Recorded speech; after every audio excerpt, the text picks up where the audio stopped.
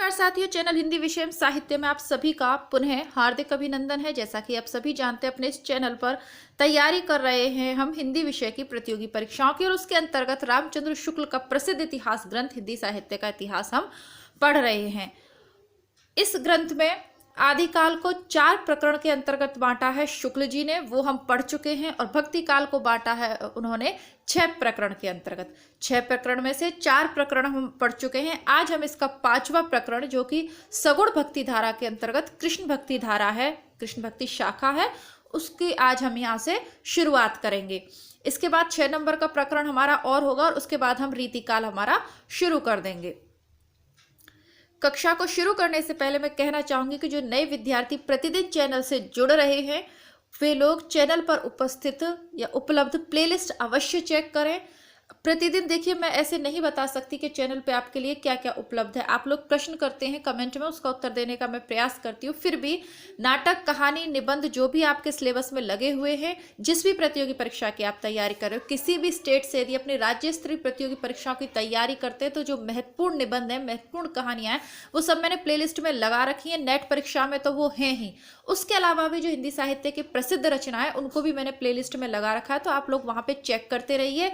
जो नए विद्यार्थी है, सर्वप्रथम नेट के पुराने पेपर आपको हल करने हैं। एक भी विद्यार्थी जो मेरे चैनल से जुड़ा हुआ है, नया है, पुराना है, वो सब जो, यदि मुझसे आप मेरी एडवाइस मांगते हो, तो मैं आपको ये कहूंगी कि आपका कोई टॉपिक यदि छूट रहा है, तो वैसे छूटना चाहिए नहीं, लेकिन फिर भी चलेगा, लेकिन नेट के पुराने पेपर दिए बिना, पुराने पेपर सॉल्व किए बिना पेपर देने आप कोई भी नहीं जाइएगा। उसका आपको लाभ क्या होगा, ये आपको पेपर में आप जब बैठेंगे ना, तो आपको स्वतः ही इसका ज्ञान हो जाएगा कि बार बार मैं इतना ज़्यादा जोर क्यों दे रही हूँ पुराने पेपर सॉल्व करने पर।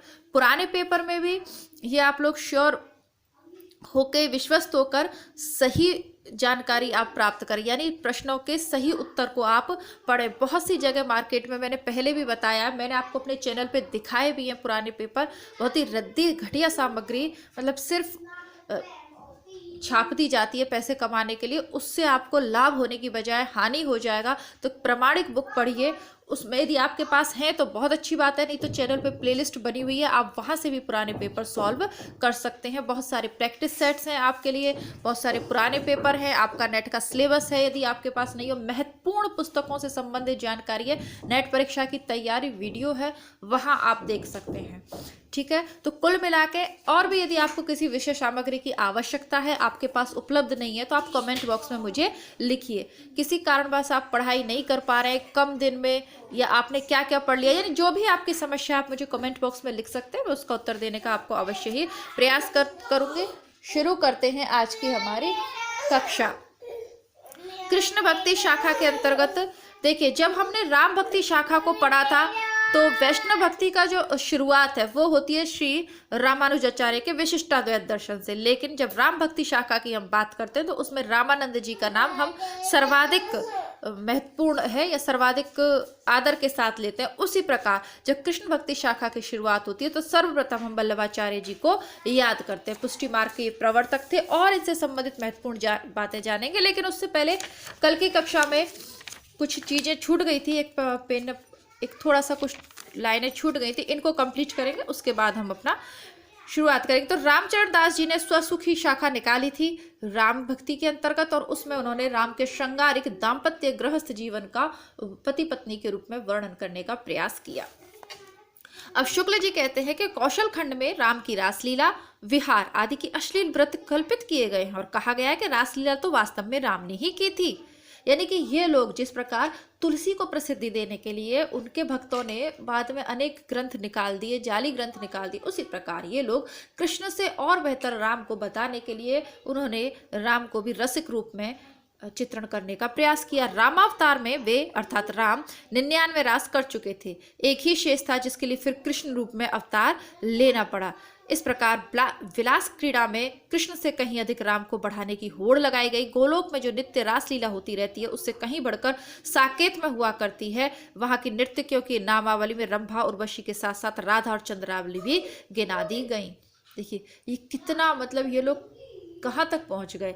अब ये साहित्य, यदि राम कह रहे हैं कि 99 रास कर चुके थे, कृष्ण ने तो एक ही किया था, तो फिर सोचिए कि वो कितने बड़े रसिक हुए राम, लेकिन ये सत्य नहीं है। रासलीला का तो ये जो प्रसंग है इसको ही गलत रूप में हम चित्रित करते हैं। रासलीला का अर्थ ही कुछ मतलब अश्लीलता के अर्थ में हम ले लेते हैं, बल्कि रासलीला का वो अर्थ नहीं है। आध्यात्मिक अर्थ में रासलीला को देखें तो वो आनंद है, वो चिरानंद है, वो ब्रह्म के साथ एकाकार होने की स्थिति है कि यदि जीवन में एक बार यदि वो मिल जाए तो फिर व्यक्ति को किसी अन्य चीज की आवश्यकता ही नहीं रहेगी। उसका जीवन आनंद, शांति, प्रेम और उत्साह से भर जाएगा।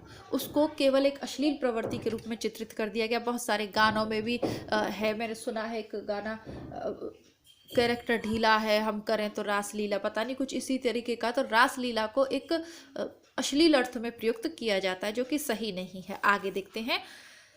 ये सारी चीज़ें हिंदी साहित्य का विद्यार्थी होने के नाते और आगे क्योंकि आप असिस्टेंट प्रोफेसर बनने जा रहे हैं तो कक्षाओं में युवा वर्ग को आप तैयार करेंगे, युवा वर्ग आपसे प्रेरणा लेगा, तो आप उनको सही चीज़ समझाएं। इसलिए मैं आपको ये बता देती हूँ, भले ही ये पुस्तक में नहीं लिख रहा हो, पुस्तक में जो लिख रहा है वो तो आप पढ़ ही लेंगे, उसके लिए आपको मेरी आवश्यकता या किसी भी की भी आवश्यकता नहीं है। आवश्यकता ये है कि आप चीज़ों को सही अर्थ में समझें, युवाओं को बताएं कि रासलीला वो नहीं है कि वो एक अलग चीज़ है, उसके लिए काफ़ी आप पढ़ सकते हैं, बहुत सारी पुस्तकें उपलब्ध हैं। गहराई में मैं इसलिए नहीं जाऊंगी क्योंकि वो हमारा इस पुस्तक का टॉपिक नहीं है, उस पर फिर कभी भी हम चर्चा करते हैं। अभी हमें क्योंकि सिलेबस कंप्लीट करना है तो इसे आगे बढ़ाते हैं।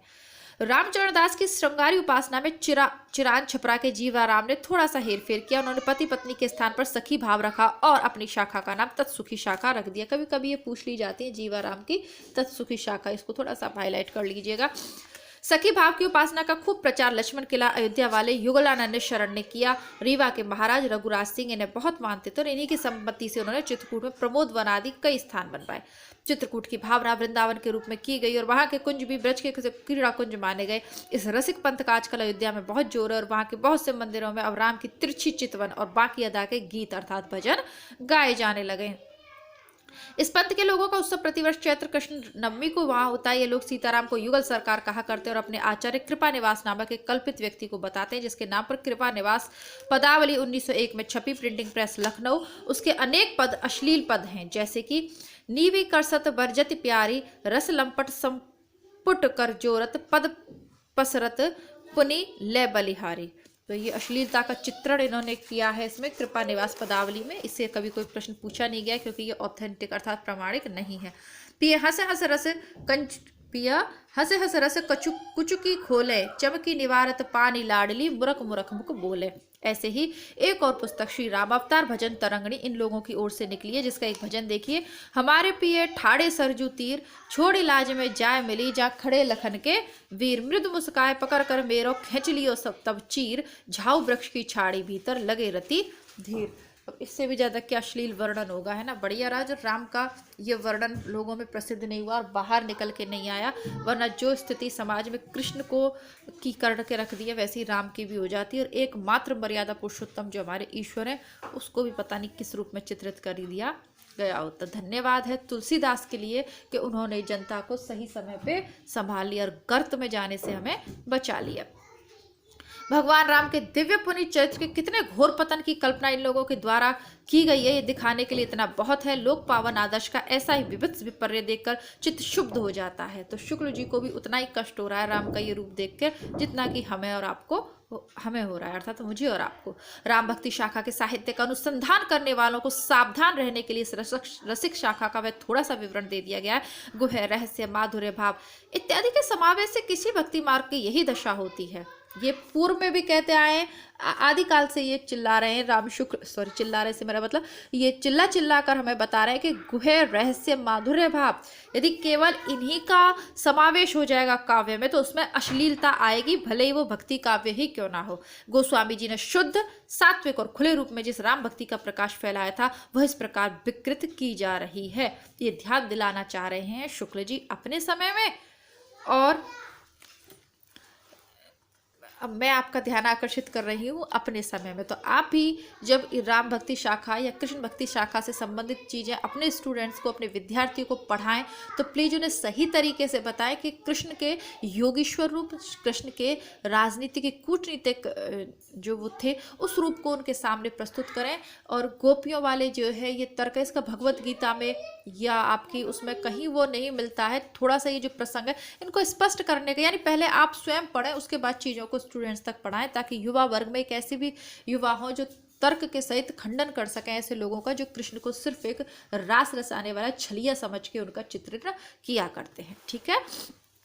8 जुलाई 2018 को पेपर में पूछा गया था, केवल प्रेम लक्षणा भक्ति का आधार ग्रहण करने के कारण कृष्ण भक्ति शाखा में अश्लील विलासिता की प्रवृत्ति जागृत हुई। यह कथन किसने कहा? ये शुक्ल जी ने कहा, और बिल्कुल सटीक है। इसी को आगे की ये जो हमारी आज की कक्षा है इसमें शुक्ल जी स्पष्ट कर देंगे।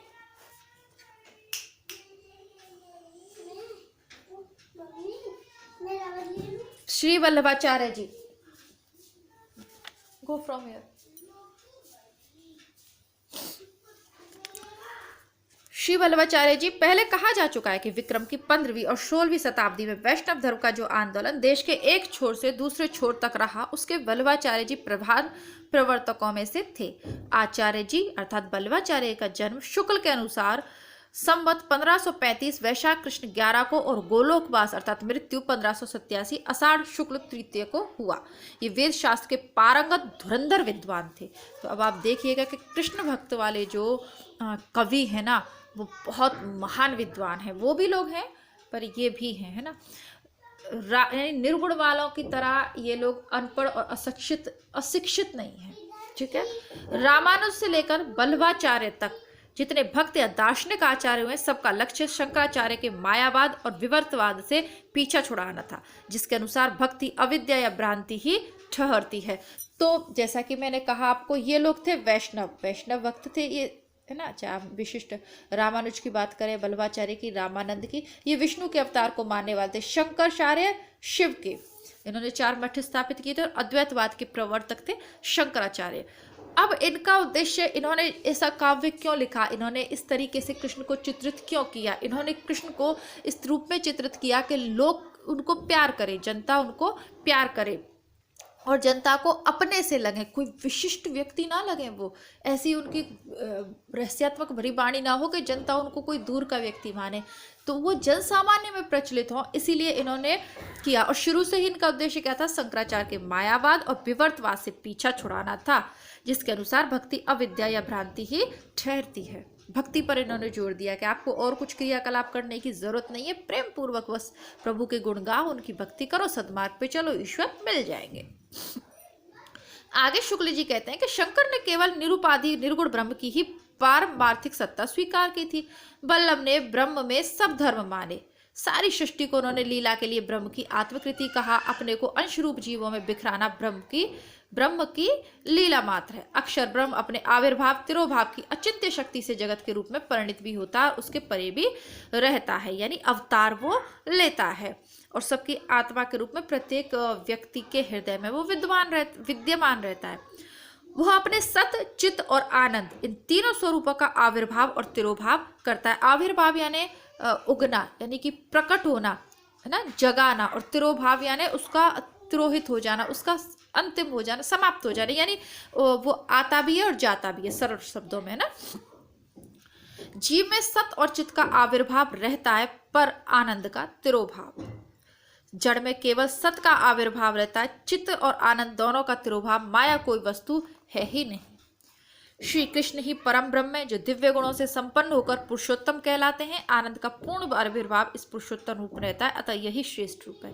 पुरुषोत्तम कृष्ण की सब लीलाएं नित्य, वे अपने भक्तों के लिए व्यापी वैकुंठ में, जो विष्णु के वैकुंठ से ऊपर है, अनेक प्रकार की क्रीड़ाएं करते हैं। गोलोक किसी व्यापी वैकुंठ का एक खंड है, जिसमें नित्य रूप में यमुना, वृंदावन, निकुंज इत्यादि सब कुछ है। भगवान की इस नित्य लीला सृष्टि में प्रवेश करना ही जीव की सबसे उत्तम गति है। तो इस हिसाब से देखें तो हमको ये बहुत ही अमूल्य जीवन मिला हुआ है, इसे हमें सदुपयोग करना चाहिए, अच्छी तरीके से जीना चाहिए। बहुत सारी बातें आप लोगों से करने का मेरा मन करता है बीच में जब ये चीज़ें आती हैं, लेकिन परीक्षा देखकर और ये संभव नहीं हो पाता तो फिर कभी चलिए आगे बढ़ते हैं। लेकिन आप लोग स्वतंत्र हैं, है ना। परीक्षा हो जाए उसके बाद भी ऐसा नहीं है कि नेट की परीक्षा होते ही आप चैनल को छोड़ दें, ऐसा आपको नहीं करना है। मैंने आपको पहले भी कहा कि मैं कुछ बेहतरीन आपके लिए प्लानिंग कर रही हूँ। थोड़ा सा कुछ अभी समस्याएं आ रही हैं और अभी देखते हैं, आप लोगों की विशेष रही तो और ईश्वर की कृपा रही तो अपना एक अलग से थोड़ा सा एक छोटा सा रूम में तैयार करवा रही हूँ। तो वहाँ इस तरीके का, जैसे डॉग है घर में और तरीके के डिस्टरबेंस है, इनसे दूर अपना एक रूम होगा तो उसमें कुछ बेहतरीन विषय सामग्री यानी कुछ अच्छा वैल्यू आपके जीवन में ऐड करने के उद्देश्य से कुछ प्लानिंग मेरी चल रही है। आप लोगों का साथ और समर्थन रहा तो ज़रूर कामयाब होंगे, तो वो भी करेंगे। तब तक पहले इस पुस्तक को पढ़ लेते हैं, अभी नहीं बताऊंगी, नहीं तो फिर सरप्राइज खत्म हो जाएगा। बस आप लोग मुझसे जुड़े रहिए पेपर होने के बाद भी। शंकर ने निर्गुण को ही ब्रह्म का पारमार्थिक या असली रूप कहा था और सगुण की व्यवहारिक या माया। शंकराचार्य ने निर्गुण को क्या कहा था? ब्रह्म का परमार्थिक या असली रूप कहा था और सगुण की व्यवहारिक या माया। सगुण क्या है? माया है। ईश्वर शंकराचार्य का अद्वैतवाद दर्शन था, तो उन्होंने कहा था कि देखिए जो आपकी आत्मा है ना, जो ईश्वर का जो अंश है वो परम ब्रह्म है, वो अंश है। अब ये जो रूप होता है ना, रूप जो धरते अवतार लेते हैं या जो व्यक्ति है, ये सब माया है, ये संसार माया है। बल्लभाचार्य ने बात उलटकर सगुण रूप को ही असली पारमार्थिक रूप बताया और निर्गुण को अश का अंशतः तिरोहित रूप कहा। दोनों की उल्टी हो गई ना कथन, दोनों में विपरीत भाव आ गया। भक्ति की साधना के लिए बल्लभ ने उसके श्रद्धा के अवयव को छोड़कर जो महत्व की भावना में मग्न रहता है, केवल प्रेम को लिया। अब क्या करा इन्होंने? कृष्ण भक्ति के जो उपासक हैं या जो प्रथम जो आचार्य हैं बल्लभाचार्य, इन्होंने श्रद्धा वाले अवयव को छोड़ दिया। जब किसी के प्रति श्रद्धा की भावना होती है तो वो अलग तत्व है और प्रेम एक अलग तत्व है। दोनों को मैं आचार्य शुक्ल का जो निबंध है श्रद्धा एवं भक्ति, उसके अंतर्गत आपको बहुत व्याख्यात रूप में स्पष्ट कर चुकी हूँ, तो यहाँ गहराई में नहीं जाऊंगी। अभी तक भी निबंध नहीं देखा है तो ये नहीं सोचना है कि वो निबंध नेट परीक्षा के सिलेबस में नहीं है तो हमें नहीं देखना है। नेट परीक्षा के सिलेबस में उस निबंध का नाम नहीं लिखा हुआ है, लेकिन स्थापना एवं तर्क वाले प्रश्न, गद्यांश वाले प्रश्नों में नित्य ही उस निबंध से प्रश्न पूछे जाते रहते हैं, तो वो आपको जरूर देखना है। बाकी अधिकतर परीक्षाओं के सिलेबस में श्रद्धा और भक्ति है। आचार्य रामचंद्र शुक्ल के निबंधों की अलग से प्लेलिस्ट बनी हुई है और बाकी अन्य निबंधों की अलग से प्लेलिस्ट बनी हुई है, दोनों आप चेक कर लीजिएगा। मैं ये नहीं चाहती कि किसी भी तरीके से आप कोई चीज कम पढ़ के जाएं, ठीक है। प्रेम लक्षणा भक्ति ही उन्होंने ग्रहण की है। 84 वैष्णवों की वार्ता में सूरदास की एक वार्ता के अंतर्गत प्रेम को ही मुख्य और श्रद्धा या पूज्य बुद्धि को ही आनुषांगिक या सहायक कहा गया। प्रेम प्रमुख है और श्रद्धा या जो दूसरी पूज्य बुद्धि है वो सिर्फ उसकी सहायक है। यानी सबसे पहले हमें ईश्वर को पाने के लिए, अर्थात किसी भी चीज को पाने के लिए उससे प्रेम करना पड़ेगा, ठीक है। उसके प्रति श्रद्धा का भाव रखो या आप कैसा भाव रखते हो, वो सब चीजें सहायक चीज हो सकती हैं, लेकिन मुख्य भाव क्या है?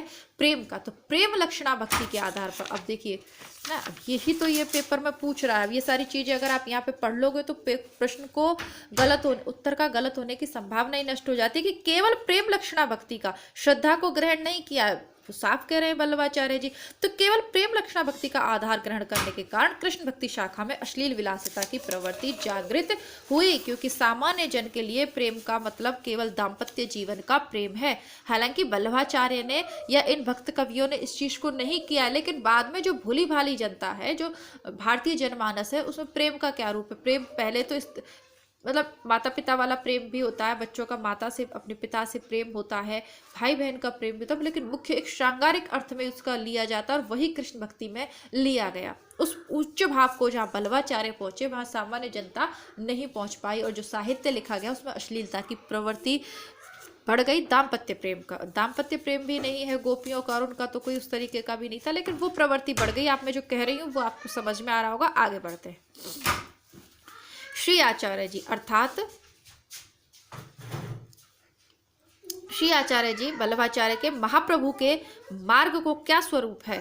महात्म्य ज्ञान पूर्वक सुदृढ़ स्नेह तो इसकी परम प्रकाष्ठा है। स्नेह आगे भगवान का रहत नाही, ताते भगवान बेर बेर महात्म्य जनावत हैं। अच्छा, ये उनका कथन है ना, बेर बेर यानी बार बार महात्म्य जनावत है। इन ब्रज भक्तन को स्नेह परम काष्ठापन्न है, ताही समय तो महात्म्य रहे, पीछे विस्मृत हुई जाई। प्रेम साधना में वल्लभ ने लोक मर्यादा और वेद मर्यादा दोनों का त्याग विधेय ठहराया। ठीक है, इस प्रेम लक्षणा भक्ति की ओर जीव की प्रवृत्ति तभी होती है जब भगवान का अनुग्रह होता है, जिसे पोषण या पुष्टि कहते हैं। इसी से वल्लभाचार्य जी ने अपने मार्ग का नाम क्या रखा है? पुष्टि मार्ग। बहुतायत बार पूछे जाने वाला ये प्रश्न है, और ये प्रश्न एक बार इंटरव्यू में एक मैडम ने मुझसे भी पूछ लिया था, है ना, कि पुष्टि मार्ग का अर्थ क्या है। तो दोबारा से देखते हैं। प्रेम साधना में वल्लभ ने लोक मर्यादा और वेद मर्यादा दोनों का त्याग विधेय ठहराया है। दोनों को आप त्याग सकते हो। जब आप ईश्वर से प्रेम करते हो तो आपको लोक की मर्यादा, वेद की मर्यादा का ध्यान रखने की आवश्यकता नहीं है। इस प्रेम लक्षणा भक्ति की ओर जीव की प्रवृत्ति तभी होती है जब भगवान का अनुग्रह होता है। कल की कक्षा में क्या पढ़ा था हमने? कल की कक्षा में तुलसी ने कहा था कि जीवन जीने के दो उपाय हैं, या तो आप ईश्वर से प्रेम करो या ईश्वर आपसे प्रेम करे, या तो आप इस योग्य बन जाओ कि ईश्वर आपसे प्रेम करने लग जाए, और यदि नहीं बन सकते हो तो फिर आप ईश्वर से प्रेम करने लग जाओ। ठीक है, वहां भी प्रेम है लेकिन मर्यादित रूप में। अब वल्लभाचार्य ने वो मर्यादा की पर्दा बीच में से हटा दिया। उन्होंने कहा कि नहीं, कोई जरूरी नहीं है, प्रेम करो आप, बाकी सब दुनियादारी की चिंता छोड़ दो, जैसे मीरा ने किया। और उसने आधुनिक, मतलब भले भक्ति काल की थी लेकिन ये प्रताप, महाराणा प्रताप की वंशज थी, उसी काल की थी, तो उन्होंने साक्षात ईश्वर को पा लिया इस प्रेम लक्षणा भक्ति के आधार पर। लेकिन अब वल्लभाचार्य जी उसमें कह रहे हैं कि प्रेम करो, लेकिन ये प्रेम आप तभी कर सकते हो जब ईश्वर का विशेष अनुग्रह आपके ऊपर हो।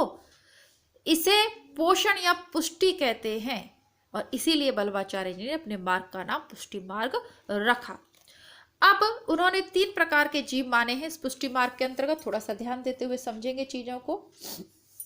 पहले पुष्टि जीव, जो भगवान के अनुग्रह का ही भरोसा रखते हैं और नित्य लीला में प्रवेश पाते हैं, है ना। जैसे कि सूरदास पहले विनय के पद लिखा करते थे। ठीक है, उनके विषय में जब करेंगे, आगे उसको अध्ययन करेंगे, तो उन्हें केवल भगवान के अनुग्रह का ही है कि मेरो तो केवल गिरधर गोपाल, दूसरो ना कोई, है ना। मीरा ने पूर्ण समर्पण कर दिया, दूसरा कोई है ही नहीं, केवल वो ही है, और नित्य लीला में प्रवेश कर जाते हैं। अब लोगों को मीरा गलत लग रही है, लोगों को उनका संतों के साथ बैठना, आश्रमों में जाना, मंदिरों में जाना गलत लग रहा है, लेकिन वो उस नित्य लीला में प्रवेश कर चुकी है। उनकी मानसिक स्थिति, उनका मानसिक तालमेल ईश्वर के साथ, ब्रह्म के साथ हो गया, तो उन्हें लोक मर्यादा की चिंता नहीं है। तो वो मीरा की स्थिति हो गई। दूसरा मर्यादा जीव, जो वेद की विधियों का अनुसरण करते हैं, स्वर्ग आदि लोक प्राप्त करते हैं। ठीक है, जैसे धर्मस्थ गृहस्थ होता है, वेद के बताए हुए मार्ग पे चलता है, किस प्रकार के कर्म करने से नरक में वास मिलेगा, किस प्रकार के उसमें कर्म करने से स्वर्ग में वास मिलेगा, इस प्रकार के जीव जो होते हैं वो मर्यादा जीव होते हैं। तीसरे जीव है प्रभा जीव, जो संसार के प्रभाव में पड़े सांसारिक सुखों की प्राप्ति में ही लगे रहते हैं। अच्छे से आपको समझ में आ गया। पुष्टि जीव, जो केवल भगवान के अनुग्रह का या पुष्टि का ही सहारा लेते हैं। दूसरे मर्यादा जीव, जो कि वेद की विधियों का अनुसरण करते हुए स्वर्ग को प्राप्त करते हैं।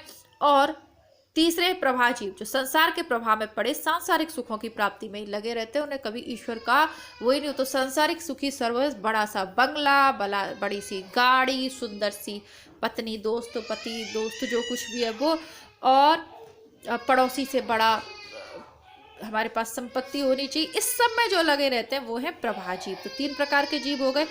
अब कृष्णाश्रय नामक एक प्रकरण ग्रंथ में वल्लभाचार्य ने अपने समय की अत्यंत विपरीत दशा का वर्णन किया है, जिसमें उन्हें वेद मार्ग या मर्यादा मार्ग का अनुसरण अत्यंत कठिन दिखाई पड़ा है। देश में मुसलमानी साम्राज्य अच्छी तरह दृढ़ हो चुका था। हिंदुओं का एकमात्र स्वतंत्र और प्रभावशाली राज्य दक्षिण का विजयनगर राज्य रह गया था, पर बहमनी सुल्तानों के पड़ोस में रहने के कारण उसके दिन भी गिने हुए दिखाई पड़ते थे। इस्लामी संस्कार धीरे धीरे जमते जा रहे थे। सूफी पीरों के द्वार सूफी पद्धति की प्रेम लक्षणा भक्ति का प्रचार कार्य धूम से चला रहा था। एक और तो निर्गुण पंथ के संत लोग वेद शास्त्र की विधियों पर से जनता की आस्था हटाने पर जुटे हुए थे। अतः वल्लभाचार्य ने अपने पुष्टि मार्ग का प्रवर्तन बहुत कुछ देश काल देखकर किया। ये चीज आपको समझनी होगी कि क्यों उन्होंने कृष्ण के ऐसे स्वरूप का निर्धारण किया। मैंने आपको पहले भी कहा था कि एक छोटी सी पुस्तक मैंने आपको चैनल पे करवाई है, हिंदी साहित्य का सरल इतिहास। उसमें विभिन्न कालों के शुरू होने से पहले उस काल की परिस्थितियों का वर्णन है।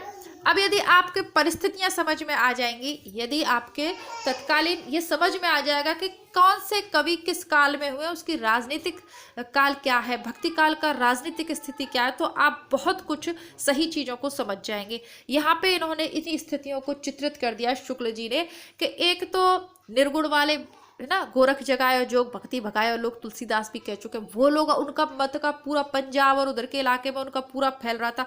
केवल सब जगह मुसलमानी साम्राज्य था, केवल दक्षिण में विजयनगर ही रह गया था, वो भी उस पर भी आक्रमण होते रहते थे। अब मुसलमानों में सूफी पद्धतियों वाले उन्होंने प्रेम लक्षणा भक्ति का सहारा लिया और जनमानस में चले आ रहे। ऐसी स्थिति में जनता को अपने धर्म से, अपने ईश्वर से जोड़े रखना सबसे बड़ा काम था। मर्यादा की स्थापना करना या ये सारी चीजें तो बाद में आई हैं, लेकिन सबसे पहले उनको अपने धर्म, अपने ईश्वर, अपने मत के प्रति विश्वास दिलाना जरूरी था। ठीक है, कि हमें बाहरी किसी ईश्वर की आवश्यकता नहीं है, हमारे पास अपने ईश्वर हैं और वो हमारी रक्षा करेंगे। तो ये सारी चीजों को देखकर बल्लभाचार्य ने पुष्टि मार्ग का प्रवर्तन किया। यहाँ पे आपको देखना पड़ेगा कि देश काल देखकर किया, उस समय की स्थिति देखकर किया। यदि वो ऐसा नहीं करते, अब ये तुलसीदास तो बाद में आए ना, राम भक्ति की शाखा के अंतर्गत हम तुलसीदास का अध्ययन कर चुके हैं, लेकिन तुलसीदास सूरदास के बाद के हैं। वो सब चीजें ठीक है कि मर्यादा पुरुषोत्तम, लेकिन वो जनता में इसलिए पैठ बना चुके क्योंकि जनता में पहले से ये जो मार्ग है, ये जो पृष्ठभूमि है, ये सब तैयार कौन कर रहे थे? अन्य लोग भी कर रहे थे। ऐसा नहीं है कि सूरदास और बल्लभाचार्य जी ने भी बहुत महान काम किया है उस समय।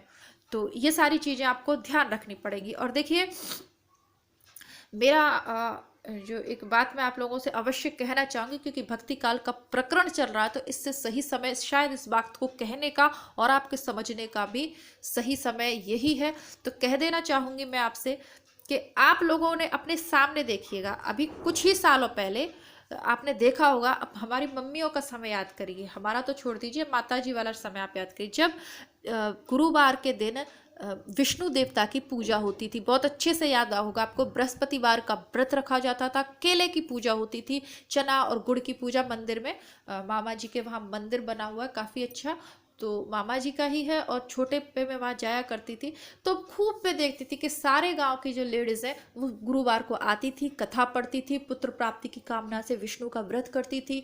चना दाल और ये सब गुड़ गाय को खिलाया जाता था, आटे में मिला के गोली सी बनाई जाती थी। ये सब चीज़ें हमें समझनी है, पढ़ना नहीं है कि रट के किताब को आप निकल गए, ठीक है, फिर आप कुछ सीख नहीं पाएंगे। और मेरे चैनल पे आकर भी अगर आप केवल रट्टू तोता ही बनना चाहते हो ना, तो भाई फिर मैं ये कहूँगी कि ये चैनल आपके लिए नहीं है फिर, ठीक है। तो चीज़ों को समझिए बारीकी से, ये सब आपने होता हुआ देखा होगा आस पड़ोस में, नहीं सुना अवश्य होगा।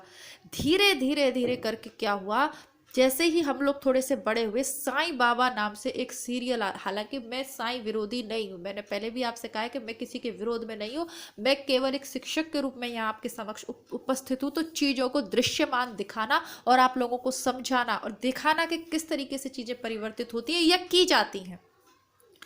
तो एकता कपूर का अवतरण हुआ, उससे पहले किसी ने बनाया हो तो पता नहीं, और इसी तरीके से कोई प्रसिद्ध, अब मुझे नहीं पता वो एकता कपूर का था या किसका था, सीरियल आया साईं शिरडी साईं बाबा, अब भी आता है, इनके दूसरे हैं, वो शायद एकता का ही था। साईं बाबा की एक वो चला दी गई महिमा।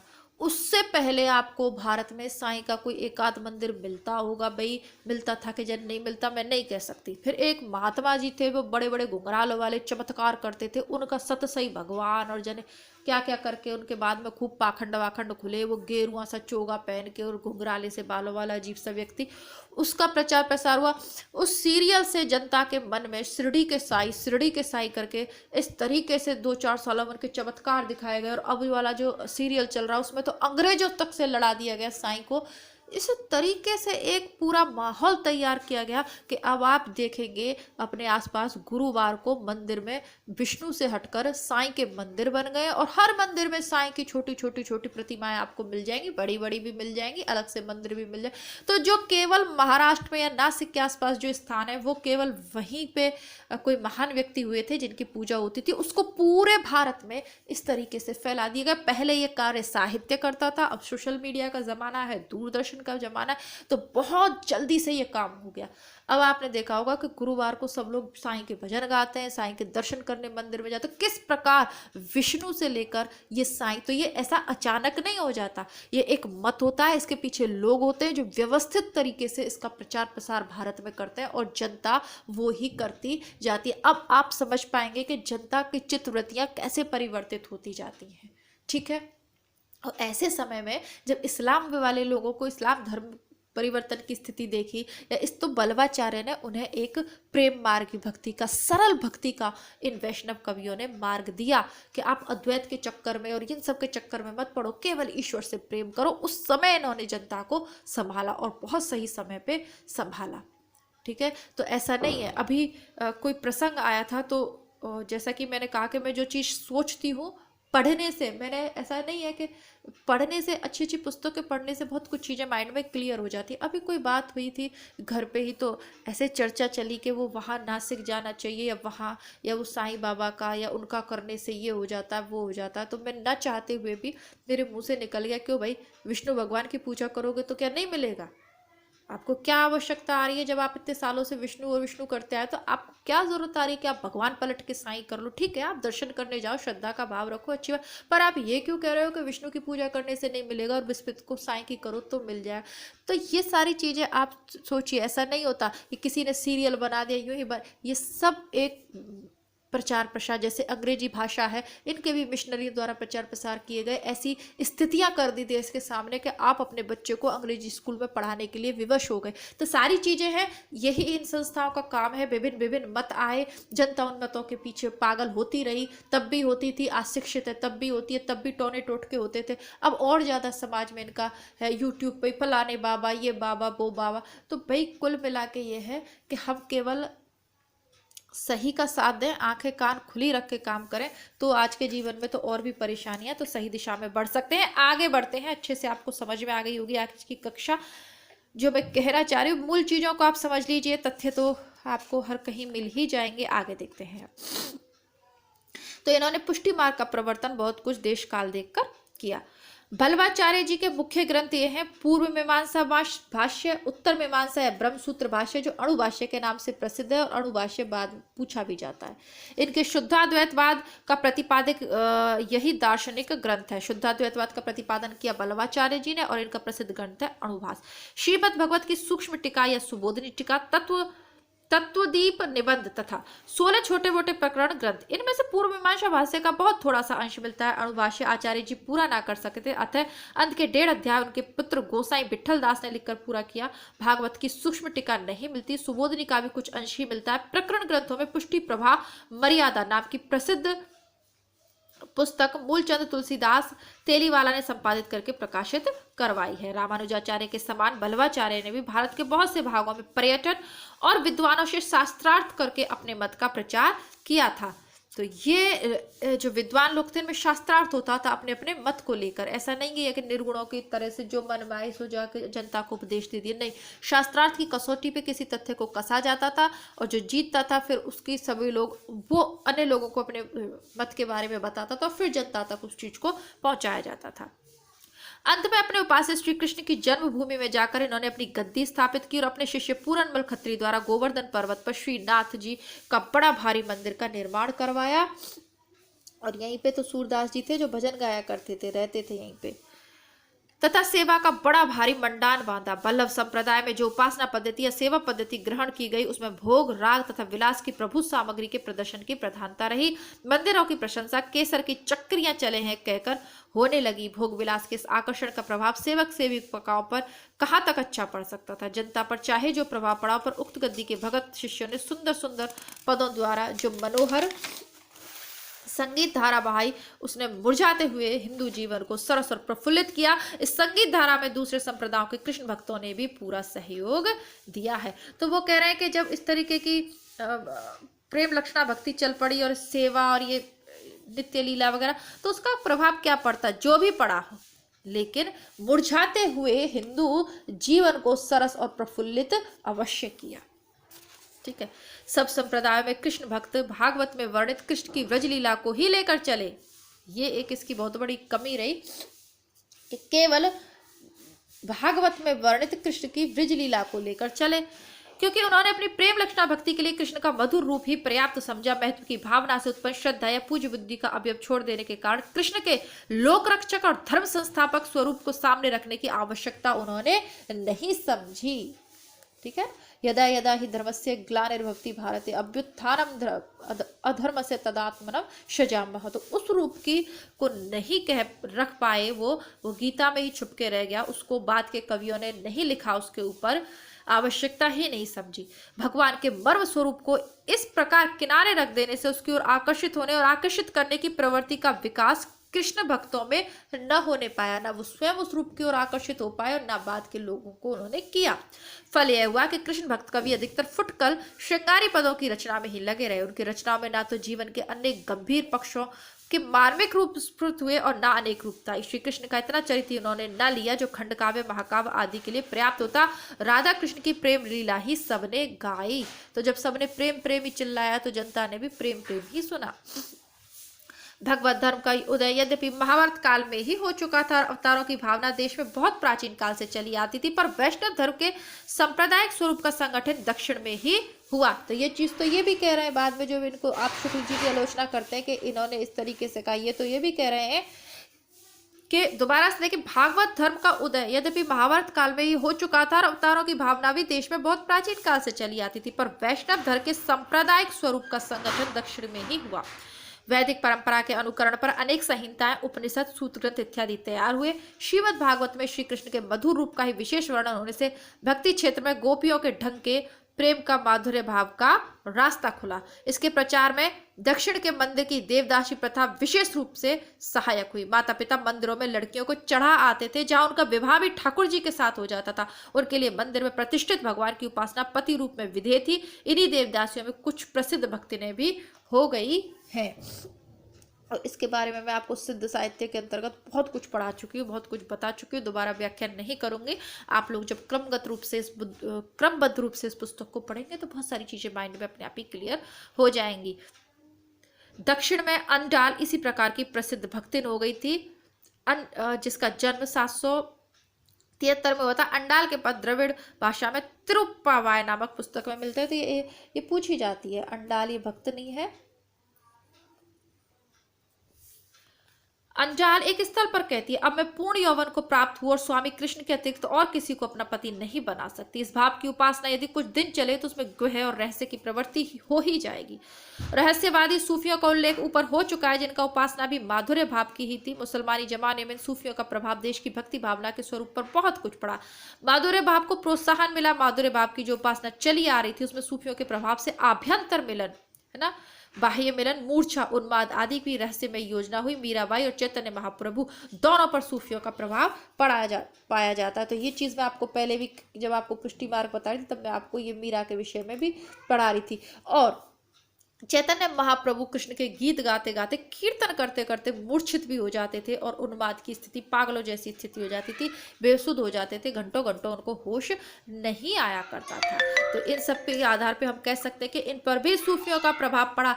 तो अब क्योंकि यदि ये लोग प्रेम लक्षणा भक्ति को नहीं मानते तो वो सूफियों का प्रभाव भी जनता पे पड़ ही रहा था, इस्लाम का प्रभाव भी पड़ ही रहा था। तो बहुत सारी परिस्थितियां ऐसी थी कि उसमें इस तरीके का काव्य लिखा गया। अब इसमें ना दोष हम सूरदास को दे सकते हैं ना अन्य कवियों को, क्योंकि वो नहीं लिखते तो इस्लामी लोगों के पास कोई ऐसा भगवान उनको पास था नहीं।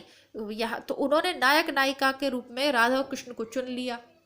क्यों? क्योंकि वो आसान था, जनता उन्हें जानती थी और एक केवल नायक नायिका के रूप में प्रचारित कर दिया। ईश्वर तो वो रहे ही नहीं ना। जब वो पत्नी के साथ उनकी नित्य क्रियाओं का और ये सब श्रृंगारिक वर्णन हो रहा है तो फिर ये चीजें थोड़ी सी गलत दिशा में चली गई। चलिए आगे देखते हैं। लेकिन फिर भी जनता को जोड़े रखा।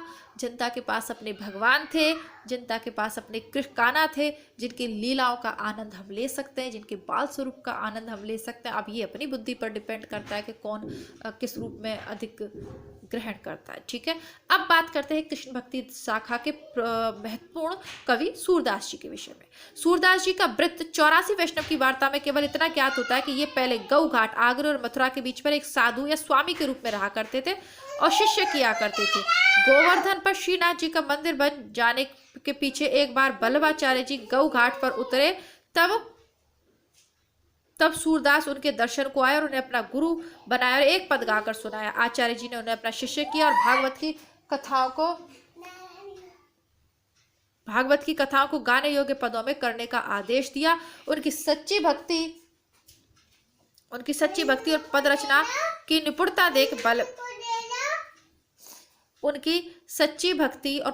की निपुणता देख बल्लभाचार्य जी ने उन्हें श्रीनाथ के मंदिर में कीर्तन की सेवा सौंपी। इस मंदिर को पूरनमल खत्री ने गोवर्धन पर्वत पर संवत 1576 में पूरा बनवाकर खड़ा किया था। मंदिर पूरा होने में 11 वर्ष पीछे अर्थात संवत 1587 में बल्लभाचार्य जी की मृत्यु हुई। ये सारी चीज़ों में समझाने का कुछ नहीं था, तो जल्दी से मैं पढ़ के सुना देती हूँ। जहाँ समझाने का कुछ है नहीं, मैं वो आपको शीघ्र जल्दी से पढ़ के सुना दूंगी, तो प्लीज़ आप लोग परेशान ना हो। श्रीनाथ जी के मंदिर निर्माण के थोड़ा ही पीछे सूरदास जी बल्लभ संप्रदाय में आए। यह 84 वैष्णवों की वार्ता के इन शब्दों से स्पष्ट हो जाता है। 84 वैष्णवों की वार्ता लेखन परंपरा के अंतर्गत परिचय में दे चुकी हूँ। विट्ठलनाथ की है, जो कि ये विट्ठलनाथ की नहीं है, बल्लभाचार्य विट्ठलनाथ और उनके जो पुत्र हैं उनकी है ये, है ना। अभी नाम याद नहीं आ रहा है, हालांकि कल परसों की कक्षा में मैं आपको बता चुकी हूँ।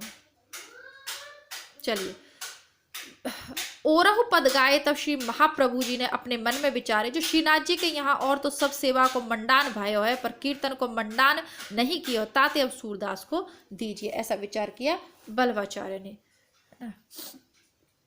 ये गोकुलनाथ की है ये शायद, है ना। अभी नाम याद नहीं आ रहा, हालांकि लेखन परंपरा के वीडियो में भी आपको पढ़ाया है, लिखाया भी है। गोकुलनाथ की है शायद, पर अच्छे से नाम याद नहीं आ रहा, आप लोग देख लीजिएगा। चलिए, अतः संवत 1580 के आसपास सूरदास जी बल्लभाचार्य जी के शिष्य हुए होंगे और शिष्य होने के कुछ ही पीछे उन्होंने कीर्तन सेवा मिली होगी। तब से वे बराबर गोवर्धन पर्वत पर ही मंदिर की सेवा करते थे। इसका स्पष्ट आभास सूर सारावली के भीतर मौजूद है। सूर सारावली सूरदास का ग्रंथ है। तुलसीदास के प्रसंग में हम कहां कि भक्त लोग कभी कभी किसी ढंग से अपने को अपने इष्ट देव की कथा के भीतर डालकर उनके चरणों तक अपने को पहुंचाने की भावना करते हैं। तुलसी ने तो अपने को कुछ प्रच्छन्न रूप में पहुंचाया, पर सूर ने प्रकट रूप में। कृष्ण जन्म के उपरांत नंद के घर बराबर आनंदोत्सव हो रहा, उस बीच एक दाढ़ी आकर कहता है, ये हम पहले भी पढ़े आए हैं तुलसी के प्रसंग के अंतर्गत।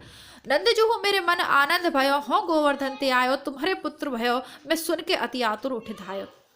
जब तुम मदन मोहन करी टेरो, यह सुन के घर जाओ, हो तो तेरे घर को डाड़ी, सूरदास मेरो नाम। तो यहाँ इन्होंने नाम दिया है, तुलसीदास ने नहीं देखा। तुलसीदास ने केवल इतना ही लिख दिया, तेही अवसर एक तापस आवा। ठीक है, वो वाला पद है। आगे देखते हैं। बल्लभाचार्य जी की पुत्र गुसाई विट्ठलनाथ के सामने गोवर्धन की तलहटी के पारसोली गांव में सूरदास की मृत्यु हुई थी। इसका पता भी उक्त वार्ता से लगता है। गुसाई विट्ठलनाथ की मृत्यु सन 1642 में हुई। उसके कितने पहले सूरदास का परलोक गमन हुआ, यह निश्चित रूप से नहीं कहा जा सकता। सूर सागर समाप्त होने पर सूर ने जो सूर सारावली लिखी है, उसमें अपनी अवस्था 67 वर्ष की कही है। गुरु प्रसाद होती है दर्शन 67 वर्ष प्रवीण। तात्पर्य यह कि 67 वर्ष के पहले वे सूर सागर को समाप्त कर चुके थे। सूर सागर समाप्त होने के थोड़े के पीछे उन्होंने सूर सारावली लिखी होगी। एक और ग्रंथ सूरदास का साहित्य लहरी मिलता है, जिसमें अलंकार और न्याय का भेदों का उदाहरण प्रस्तुत करने वाले दृष्ट के कूट पद हैं। ये साहित्य लहरी है, बार बार पूछा जाता है। इसका वर्ण विषय भी पूछा जाता है, और ये किसी ने प्रश्न में पूछा भी, अब मुझे याद नहीं है कौन से पेपर में पूछा है, आप लोग देख लीजिएगा। इसका रचनाकाल सूर ने इस प्रकार व्यक्त किया। मुनि सुन रसन के रस लेख दरस गौरी नंद को लिखी सुबल संबत पेक। इसके अनुसार संबत 1607 में साहित्य लहरी समाप्त हुई। तो यह तो मानना ही पड़ेगा कि साहित्य क्रीड़ा का यह ग्रंथ सूर सागर से छुट्टी पाकर ही सूर ने संकलित किया होगा। उसके 2 दशक पहले यदि सूर सारावली की रचना हुई है, तो कह सकते हैं कि 1605 में सूरदास ने 67 वर्ष के थे। अब यदि उनकी आयु 80 या 82 की माने तो जन्म काल 1540 के आसपास ठहरता है, मृत्यु काल 1620 के आसपास ही होती है। साहित्य लहरी के अंत में एक, हाँ बेटू बिस्कुट दे दे, दीदी से ले लो। हाँ, बिस्किट दीदी से ले लो, या फिर थोड़ी देर में, मैं अभी दे देती हूँ 5 मिनट बाद। साहित्य लहरी के अंत में एक पद है जिसमें सूर अपनी वंश परंपरा देते हैं। उस पद के अनुसार सूर पृथ्वीराज के कवि चंद्रवरदाई के वंशज ब्रह्म भट्ट थे। चंद कवि के कुल में हरिचंद हुए, जिनके 7 पुत्रों में सबसे छोटे सूरजदास या सूरदास थे। शेष 6 भाई मुसलमानों से युद्ध करते हुए मारे गए। अंधे सूरदास बहुत दिनों तक इधर उधर भटकते रहे। एक दिन वे कुएं में गिर पड़े और 6 दिन तक उसी में पड़े रहे। 7वें दिन कृष्ण भगवान उनके सामने प्रकट हुए, उन्हें दृष्टि देकर अपना दर्शन दिया। भगवान ने कहा कि दक्षिण के प्रबल ब्राह्मण कुल द्वारा शत्रुओं का नाश होगा और तू सब विद्याओं में निपुण होगा। इस पर सूरदास ने वर मांगा कि जिन आंखों से मैंने आपका दर्शन किया, अब उससे मैं कुछ और ना देखूं, सदा आपके भजन करूं।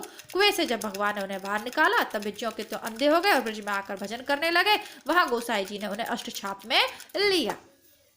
ठीक है, तो विट्ठलनाथ ने इनको अष्टछाप में लिया, जो कि बल्लवाचार्य के पुत्र थे विट्ठलनाथ। उन्होंने अष्टछाप की स्थापना करी थी। हमारा अनुमान है कि साहित्य लहरी में यह पद पीछे किसी भाट के द्वारा जोड़ा गया है कि प्रबल दक्षिण विप्रकुल थे शत्रु हुए थे नाश। इससे सूर के बहुत पीछे की रचना बता रही है। प्रबल दक्षिण विप्रकुल से साफ पेशवाओं की ओर संकेत है, इसे खींचकर आध्यात्मिक पक्ष की ओर मोड़ने का प्रयत्न व्यर्थ है। तो यानी बाद में भी, जैसा आदिकाल के अंतर्गत मैं आपको बता चुकी हूँ कि प्रक्षिप्तांश बाद में भी जोड़ दिए जाते थे रचनाओं में, उसी प्रकार कि ये जोड़ दिए गए हैं। कुल मिलाकर यहाँ पर शुक्ल जी ने सूरदास के जन्म मरण के विषय में हमें बताया है। आगे बात करते हैं। मुझ पे नहीं खुला बेटा, मैं अपना ये वीडियो बना लूं फिर आपके लिए खेलूंगी आपके साथ। इससे सूर के बहुत पीछे की रचना बता रही है कि सारांश है कि हमें सूरदास का जो थोड़ा सा व्रत 84 वैष्णव की वार्ता में मिलता है उसी पर संतोष करना पड़ता है। यह वार्ता भी यद्यपि बल्लवाचार्य के पुत्र गोकुलनाथ की कही जा सकती है। देखिए यहाँ पे आ गया 84 वैष्णवों की मैं ये कह रही थी। गोकुलनाथ है ना, विट्ठलनाथ के पुत्र गोकुलनाथ, तो इनके बल्लवाचार्य के पौत्र हुए, बल्लवाचार्य उनके दादा हुए, उन्हीं ने लिखी हुई है, पर उनकी लिखी जान नहीं पड़ती। इसमें कई जगह गोकुलनाथ जी के श्रीमुख से कही हुई बातों को बड़े आदर और सम्मान के शब्दों में उल्लेख है और बल्लवाचार्य जी की शिष्या न होने के कारण मीराबाई को बहुत भला बुरा कहा गया और गालियां तक दी गई। रंग ढंग से ये वार्ता गोकुलनाथ जी के पीछे उनकी किसी गुजराती शिष्य की रचना जान पड़ती है।